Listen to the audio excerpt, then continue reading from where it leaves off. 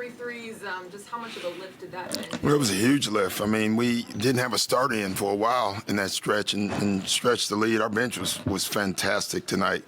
When you look at our bench and you see plus 23, plus 18, plus 12, plus 10, it's what we were talking about before the game. Sometimes we let those 5 guys play. And I just think Shake and Tyrese have something good going, and they played off of each other really well tonight. Tobias really helped in the He was huge. He was huge.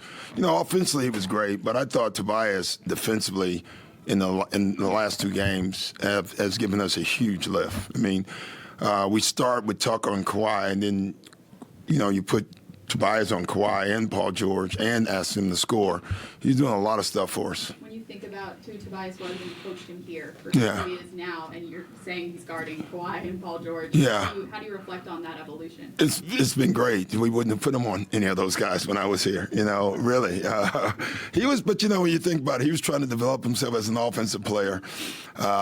So he did that, and now he's on the other end, which has been great for us. Really good for us. We've been talking about his defensive progression even since like the end of last season. Yeah. But maybe even recently, where have you seen the most growth on that end of the ball? With his feet. You know, we talk about it a lot. Like, you know, we started him out on the point guard tonight, and just moving your feet, keeping the ball in front, using your body, your length, and he's doing that. And then when we put him on Paul George, now we have him denying catches. So like he's just working hard.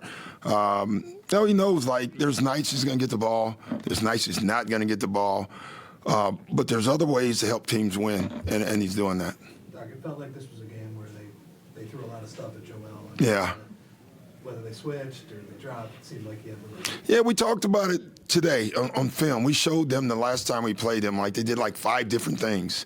And we kept saying it's the same. It doesn't matter. Eventually, there's one guy guard you. There's 2 guys, just pass the ball. If it's one, be aggressive in an attack. And I thought Joel was just calm about it tonight.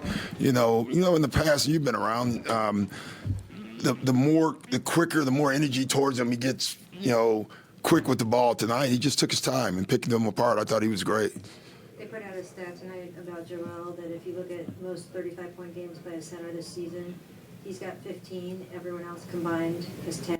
Yeah. He has this great night, and you look across the country at Nikola Jokic, who 92% shooting. Yeah. They're 2 big guys. And it's amazing. Maybe the center is coming back. Who knows? You know, but those 2 guys are special. They literally are. You know, Jokic is one of the last 2 MVPs. You know, don't get me started on that, the last one. But Jokic is a great player too. You know, and they're both dominating. And what's I think great from both of them, they're not just doing it on the post. They can do it on the post, but they're doing it in every way, which is amazing. So given how you felt about last year's MVP race, how do you feel about this year's? Well, I stay out of it. I don't get to vote. I have 1 vote. If I did, it would go to our guy, just like Mike Malone would vote for his guy. That will never change. That's why coaches probably aren't allowed to vote for MVPs. You know. To that point, do you ever have to stop yourself from not taking for granted like a 41-point? Yeah, there's quiet ones. You know, I knew he played well at halftime, but 26 points, I didn't see that. You know, because where he's gotten so much better is he allows it to just come to him at times. He doesn't force it at times, and that's been really good for us. Hey, Doc, on that note, how do you see Joel determine when to score from the post or on his mid-range? By coverage. You know, if we have, first of all, he's not getting a lot of one-on-ones on the post, but we still have to go down there sometimes. Tonight we went down there twice just to get them to trap so we can get ball movement. You know, we did it the other night. You know, he knows now, like we throw it in the post, they're going to trap. We're doing it to get the ball moved and try to take advantage on the weak side. I think we got a 3 by one of our guys when we did it.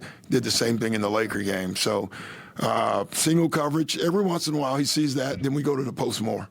felt like that Come first Morgan. half, you probably had more transition points than normal just because of all the steals. Is that kind of what you want to see from James and pushing? Yeah, I thought, you know, it's funny. He didn't have a high scoring night, but he had a great, game. You know, we forced turnovers.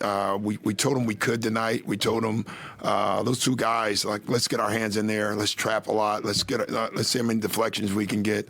And then when we get it, push it. And I thought James was great in doing that. I know that being in tight one possession games like provides its own growth. This is better. Yeah, I'll take these. Yeah. We don't want 3 in a row. But you know what was great about tonight is we get off to a lead, they come back.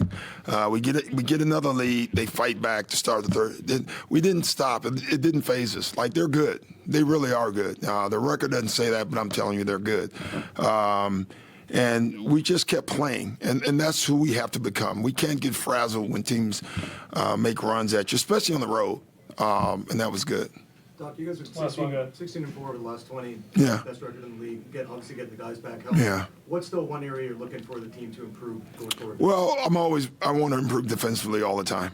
That'll never stop. And then our pace. We just got to, there's nights where we lose our pace, and that's where in the playoffs you can't do it. I don't mean running. I mean ball movement, people movement. We have to stay and keep doing that. Thanks, guys. It's your one. I'll give the